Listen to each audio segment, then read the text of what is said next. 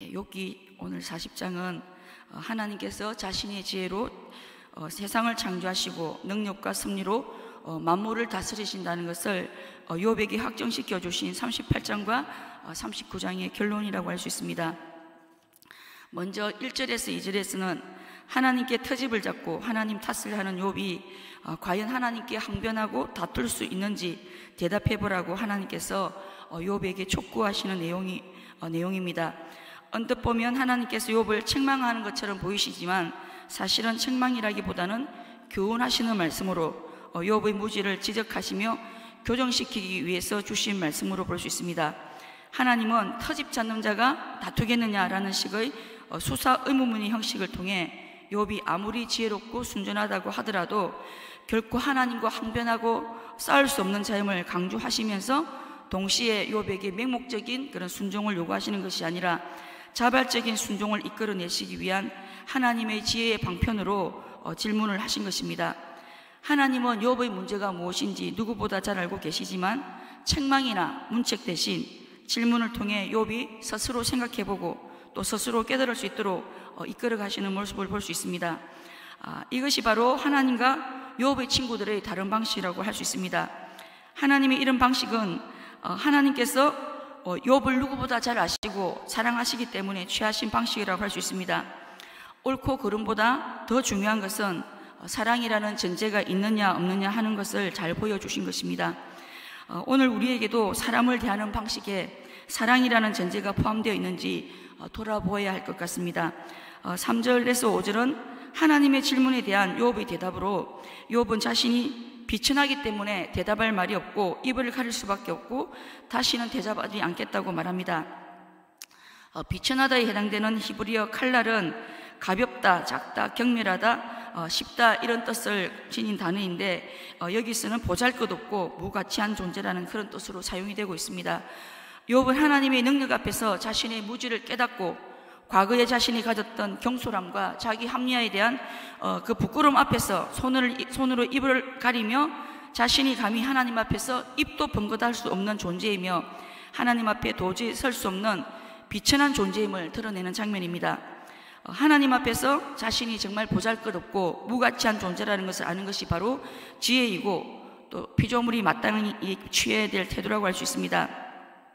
하나님 앞에서 나라는 존재가 어떤 존재인지 정확히 알게 될 때 우리 역시도 욥처럼 겸손해질 수가 있다는 사실입니다.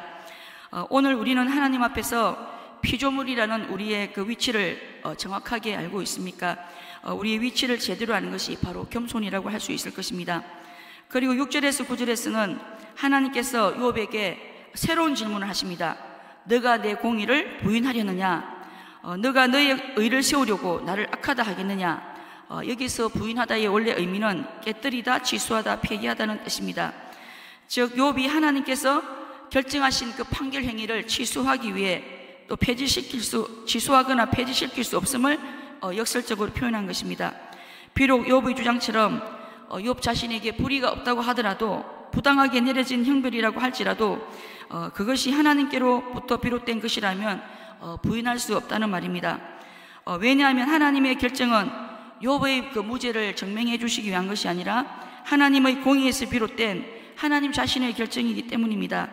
따라서 모든 사건의 기준은 하나님의 의로운 행위에서 자신의 의로운 행위에서 찾으려고 하는 욥의 그 판단이 그릇된 것이라고 할 수 있습니다.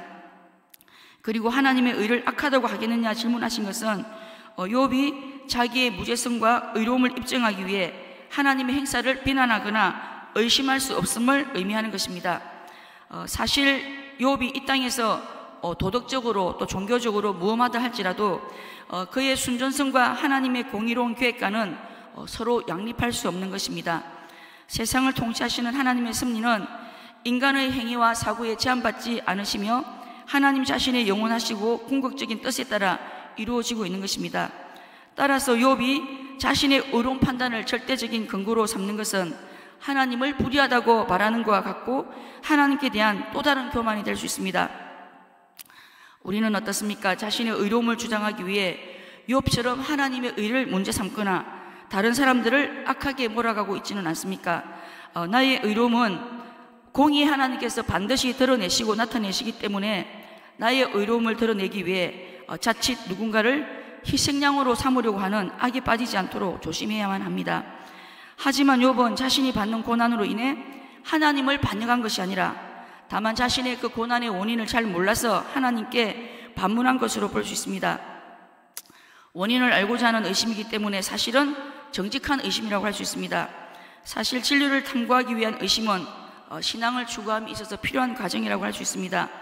성경에도 보면 하나님을 상대로 정직한 의문, 질문을 가졌던 분들이 있습니다. 대표적인 인물이 바로 하박국 선지자입니다. 하박국은 선하신 하나님께서 왜 악인들이 득세하는데도 간섭하시지 않고 내버려 두시는지, 또 자기 나라가 왜 더 악하고 잔인한 바빌론에 의해서 무참히 짓밟히도록 하시는지에 대해서 질문을 가지고 있었습니다. 이런 하박국의 질문에 대해 하나님은 하나님 본심과 그 진리를 명확하게 말씀해 주셨습니다. 마찬가지로 여기서도 하나님은 욥의 의심과 욥의 잘못을 깨우쳐 주시고자 하는 맥락을 가지고 있음을 알 수 있습니다.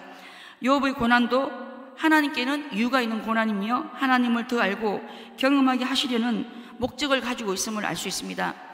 그리고 10절에서 14절에서는 하나님의 공의와 다스리심에 대해 불만을 가지고 있는 욥에게 욥 자신의 능력으로 하나님처럼 공의를 행해보라는 말씀입니다. 만약 욥이 그렇게 할 수 있다면 욥은 자신을 구원할 수 있을 뿐만 아니라 하나님께도 변론하여 다툴 수 있음을 인정받는 것이 될 것이라는 말씀입니다. 다시 말해서 욥이 하나님처럼 완전한 공의를 행할 수 있을 때야 비로소 자신을 구원할 수 있다는 의미입니다. 욥은 하나님이 행하시는 것처럼 완전한 공의를 행할 수 없기 때문에 자신의 힘으로 구원받을 수 없는 제한된 존재입니다.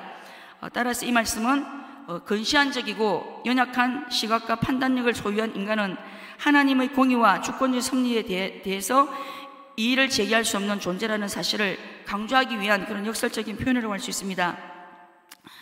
그리고 15절에서 24절에서 하나님은 베헤못이라고 하는 동물을 등장시킵니다.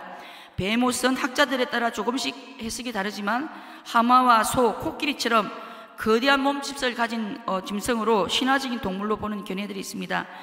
베헤못은 어떤 동물이라고 묘사가 되고 있습니까? 아무리 거센 물결이 몰아쳐도 전혀 당황하지 않으며 하천이 순식간에 뒤집혀도 태어나게 있다고 묘사합니다. 뿐만 아니라 사람이 어떤 힘이나 올가미를 사용해도 잡을 수 없는 막강한 존재이기 때문에 베헤못을 사로잡기 위해서는 그 어떤 도구나 방법도 헛되다고 말씀하고 있습니다. 하나님께서 베헤못이라고 하는 막강한 힘을 가진 동물을 등장시키신 것은 욥으로 하여금 욥보다 훨씬 더 크고 강하게 생긴 피조물도 하나님의 능력 앞에서는 얼마나 무력하고 약한가를 깨닫도록 하시기 위해서입니다. 그리고 동시에 이렇게 거대하고 힘 있는 베헤못을 만드신 분이 하나님이시기 때문에 하나님께는 그것조차 마음대로 지배할 수 있으심을 암시하고 있는 것입니다. 다시 말해서 베헤못을 등장시킴으로 모든 만물을 지배하시는 하나님의 섭리에 대해 욥은 겸손할 수밖에 없다는 사실을 나타내고 있는 것입니다. 하나님의 주권과 섭리를 받아들이는 것이 또한 겸손임을 알 수 있습니다. 우리 역시도 오늘 우리에게 주어지는 모든 상황과 환경에 대해서 하나님의 주권과 섭리를 받아들이는 겸손함과 또 모든 상황과 환경 가운데 하나님의 선하신 뜻이 있음을 기억하고 우리가 모든 상황과 환경에 대해 원망과 불평이 아니라 하나님 앞에 감사로 나아갈 수 있어야겠습니다. 말씀을 맺겠습니다. 옳고 그름보다 더 중요한 것은 사랑의 전제가 있어야 한다고 했습니다. 무엇보다 사람들을 대하는 방식에 사랑이라는 전제가 포함되어 있는지 우리 자신을 돌아볼 수 있어야겠습니다. 하나님 앞에서 피조물이라는 우리의 위치를 아는 것이 겸손이고 자신의 의로움을 주장하기 위해 하나님을 문제 삼거나 다른 사람을 희생양으로 삼지 않아야 하겠습니다. 우리는 하나님의 주권과 공의에 이의를 제기할 수 없는 존재이며 하나님의 주권과 섭리를 받아들이는 겸손함과 하나님의 선하신 뜻을 바라볼 수 있어야 하겠습니다.